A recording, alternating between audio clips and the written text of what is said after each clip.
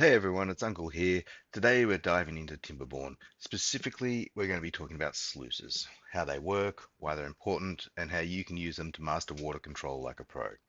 So, let's get into it.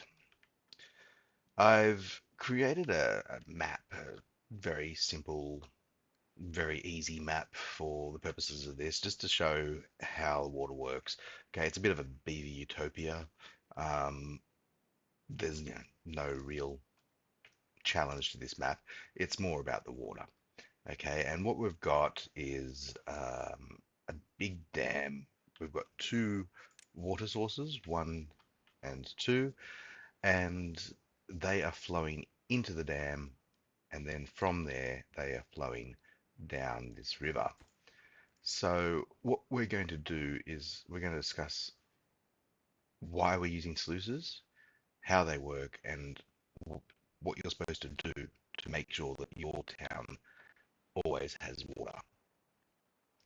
So the first thing you'll notice is that there are different levels of this river, one, two, three, and four. Um, the sluices are in right before the level drops. Okay, just on top of the hill there. They can be a step, um, they can be higher, they can be lower, but yeah, they're right before the water level drops to that next level. That's fairly important because we're going to use these sluices, as you can see, to control the height of the water below. Okay, and we're going to do that all the way down until you get to the very end of the river. Now, the big thing about doing this is that you want the end of the river blocked, okay? Water flow is actually going to stop. So if you're using water to make electricity and power, I suggest you don't do it in those areas, um, because the water is not going to be flowing at all once we do this, okay? As you can see as well, the dam is empty. Okay, that's going to be filling up. And again, a very important thing about this is we have a dam overflow which is running off the edge of the map. That way, when our dam fills, it's not going to flood the entire map. Okay, all the water, excess water is just going to go off the map, and um, our beavers can be happy. So what I've done is I have at the bottom of my water reservoir here, my big water reservoir, the very bottom level, I have put my sluices. That way, the sluices are drawing water from the bottom level, and you can use all the water in here. Okay, if they were up on the top, you're only going to use the top level. So it's really important to make sure that you put your sluices down the bottom of your dam. Okay, and they are flowing into my river and so on and so forth down the stream. So what I'm going to do is I'm very quickly going to pause it. I'm going to block off the bottom of my river. I don't want water flowing off this end of the river, the bottom end of the river, okay? I am then going to turn all my sluices on.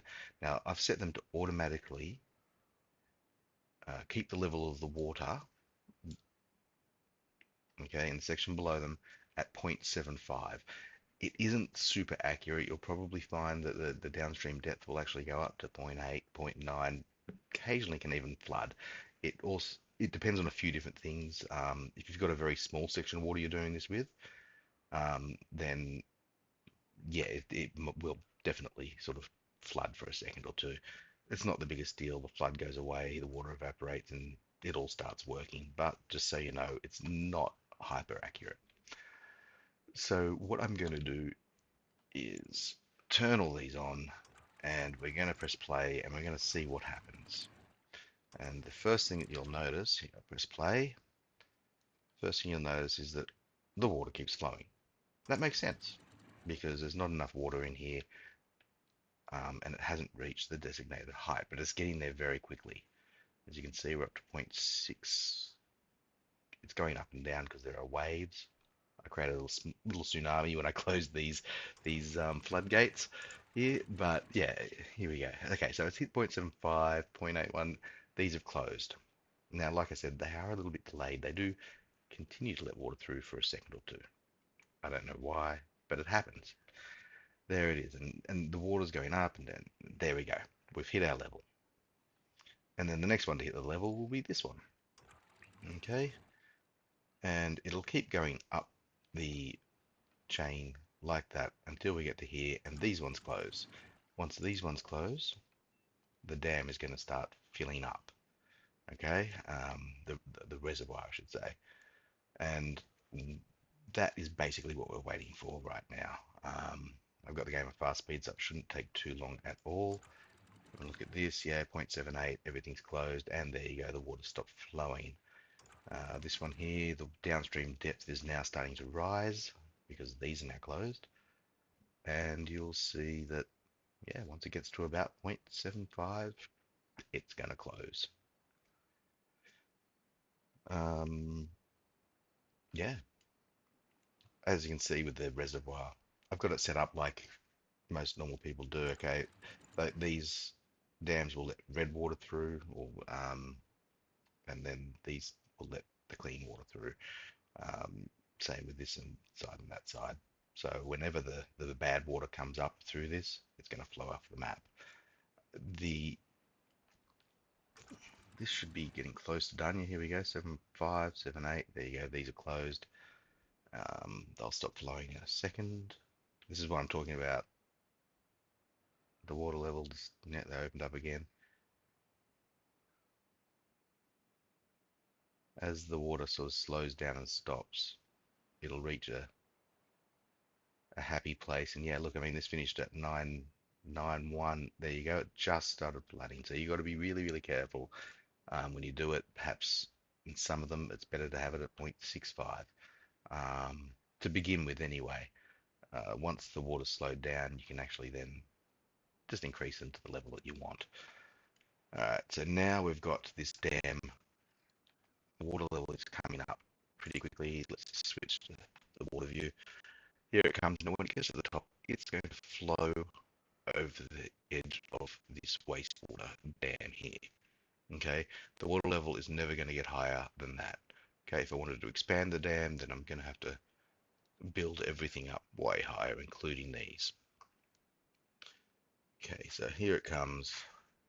It'll flow off the back, and I'm not going to have any issues with flooding. If a drought occurs, and this thing is going to be full, and all the water that I'll be using, right, only water I'll be using is when the level of these areas drops, either through evaporation or through using it with water pumps. Um, that's the only real way that the water will drop. So it's using as little water as possible this way. It's really, really good system.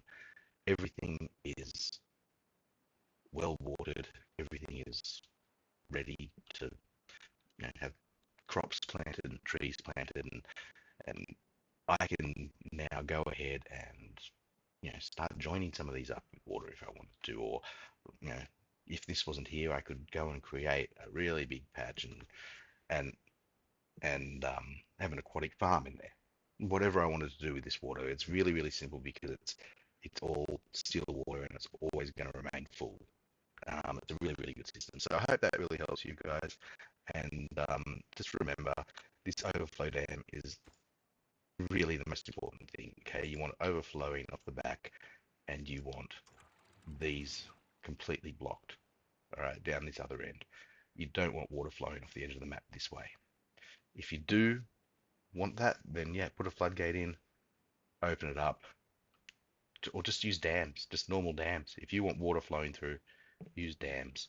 Okay, that's what they're there for. Sluices are more about controlling levels of water in areas that don't have water flow. Okay, so anyway, I hope this helps, and yeah, feel free to leave a comment below, and I'll try and answer any questions that anyone might have. Thank you so much. See you guys.